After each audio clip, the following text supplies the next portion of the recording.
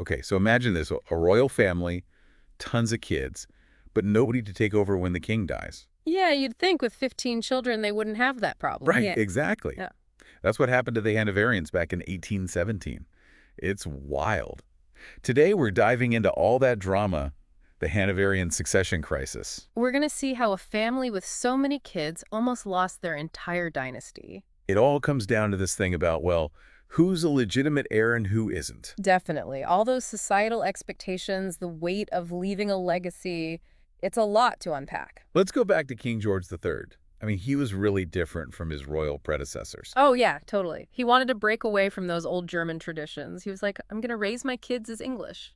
He wanted a close family, which sounds pretty normal, right? You'd think so. But he went about it in a, well, kind of a crazy way. How so? Think super strict, super structured, like the kids couldn't even talk unless they were spoken to first. And get this, they had to walk backward when they left the room if their parents were there. No joking. Walking backward, what was that about? Who knows? But it shows how formal and rigid everything was. It doesn't sound very close to me. No, not really. And you can imagine what happened. As soon as those kids got a taste of freedom, they rebelled. Yeah, especially the princes, right? They got into all sorts of trouble. Big time. They lived these extravagant lives, gambling, spending like crazy, and they used their royal status to borrow money they couldn't repay. All that pressure to be perfect must backfire. It totally did. And the king's plan to create the ideal heirs, well, it created a bunch of rebels instead. Like the Prince of Wales, right?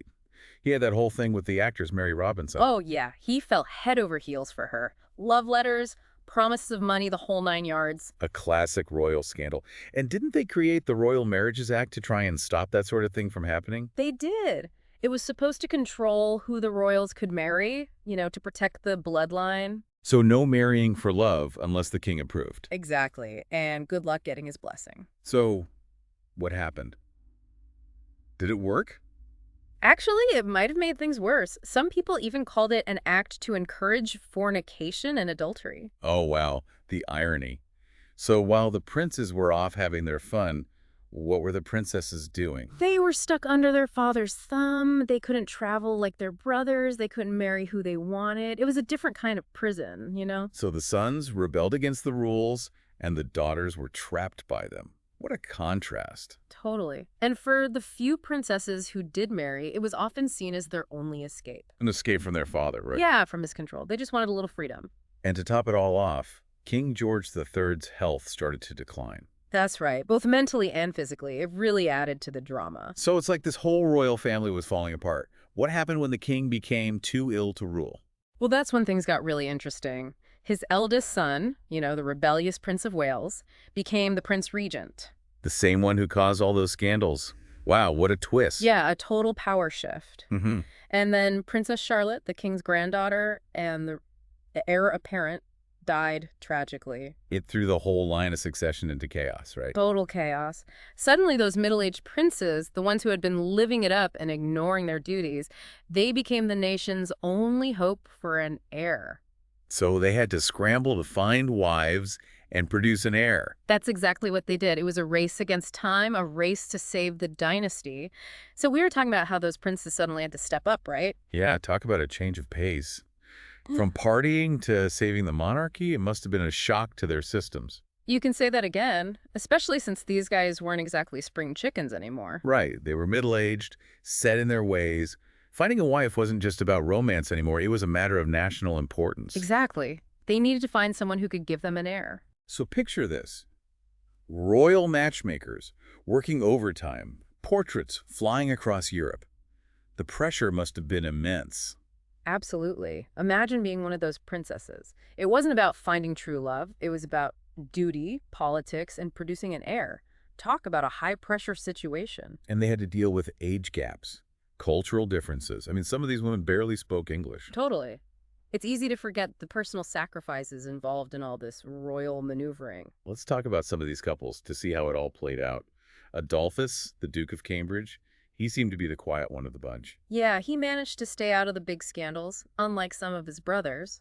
But his marriage to Augusta of Hesse that had its own set of challenges. Imagine being plucked from your home, thrown into this completely different world. It couldn't have been easy for her. Not at all. And then there's William, Duke of Clarence. Talk about a colorful past. He was the one with all the illegitimate children, Yeah. right? And he had that long relationship with an actress. That's the one. So you can imagine the surprise when he married Princess Adelaide of Saxe-Meiningen. She was much younger than him, a real contrast to his wild past. And didn't she actually welcome his illegitimate children into their lives? That's pretty remarkable. She did. Adelaide was known for being kind and practical. Maybe that's what William needed, someone to ground him a bit. And what about Edward, the Duke of Kent?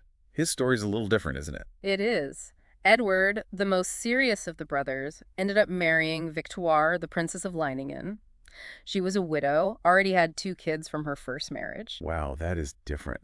How did that come about? Well, get this, the marriage was actually orchestrated by Prince Leopold. You mean Princess Charlotte's widower? The very same. Even in the midst of tragedy, those royal connections, the politics, they were always at play. Victoire must have been under a lot of pressure, leaving her home, her children, to marry this older guy in a foreign country. I can't imagine what that must have been like.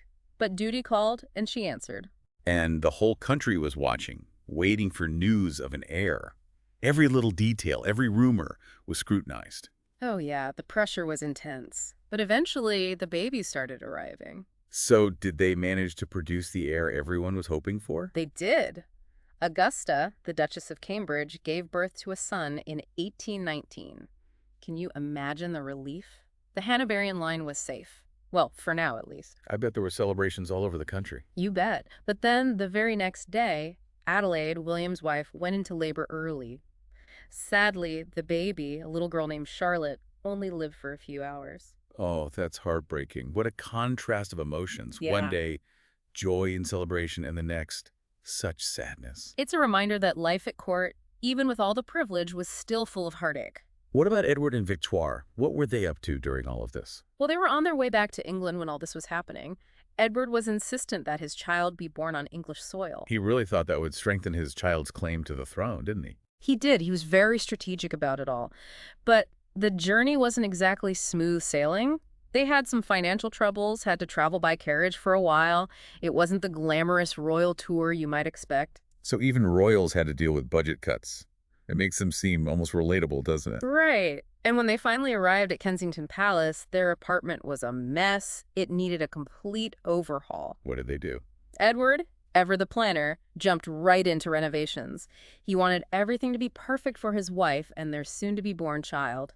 He was determined to control every detail. Sounds like he was really invested in making sure his child had the best possible start in life.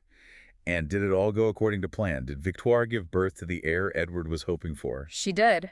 On May 24th, 1819, a healthy baby girl was born. Her name, Alexandrina Victoria. The future Queen Victoria. I can't believe it. But wait, her journey to the throne wasn't exactly a straight line, was it? No, it wasn't. There were still plenty of twists and turns to come before she became queen. So little Victoria had arrived, but her future was anything but certain. Right. I mean, it's easy to look back and think, well, of course she became queen. But things weren't that simple. No, not at all. Her father died just a few months after she was born. Pneumonia, it took him pretty quickly. That must have been so hard for Victoire. Suddenly, a widow, a single mother, trying to raise a potential heir with everyone watching. Exactly. Edward had worked so hard to secure his daughter's place in the line of succession. But now, it was all up to Victoire. And they weren't exactly rolling in money, were they? Not at all. They had to be careful with their finances. It's amazing that Victoire was able to navigate all that, the grief, the pressure, the financial strain. She really shaped Victoria into the queen she would become. She did. But even then, Victoria becoming queen wasn't a sure thing. Right, because King George III was still alive, even though he was really ill. Yep. And he had all those sons who now had their own kids. So there were quite a few potential heirs in the mix. It was a real waiting game. Who would outlive who? What would happen next? Well, George III finally died in 1820. And his eldest son, the Prince Regent, finally became King George IV. The party prince was finally king. Yeah. But he didn't have any legitimate children, right? Well, none. So the crown went to his brother, William, Duke of Clarence. The one who married Adelaide. That's him. He became King William IV. But even then, Victoria still wasn't a guaranteed queen. The Duke and Duchess of Cambridge had their son, and there were other royal kids, too. It wasn't until William IV died in 1837 that Victoria finally took the throne. She was only 18 years old. That's incredible. from a childhood full of uncertainty to becoming one of Britain's longest-reigning monarchs. It really is an amazing story. And it all started with George III, trying to break away from those old German traditions. Who would have thought that his efforts would lead to Queen Victoria? It's funny how things turn out, isn't it? His plan kind of backfired with all those rebellious sons. But ultimately, it led to a queen who became a symbol of British strength and resilience. It just goes to show history is full of twists and turns. Absolutely, and that's what makes it so fascinating. Individual choices, big events, it all comes together to shape the world we live in. Well, that's our deep dive into the Hanoverian succession crisis. We've seen how a family with so many children almost lost their dynasty.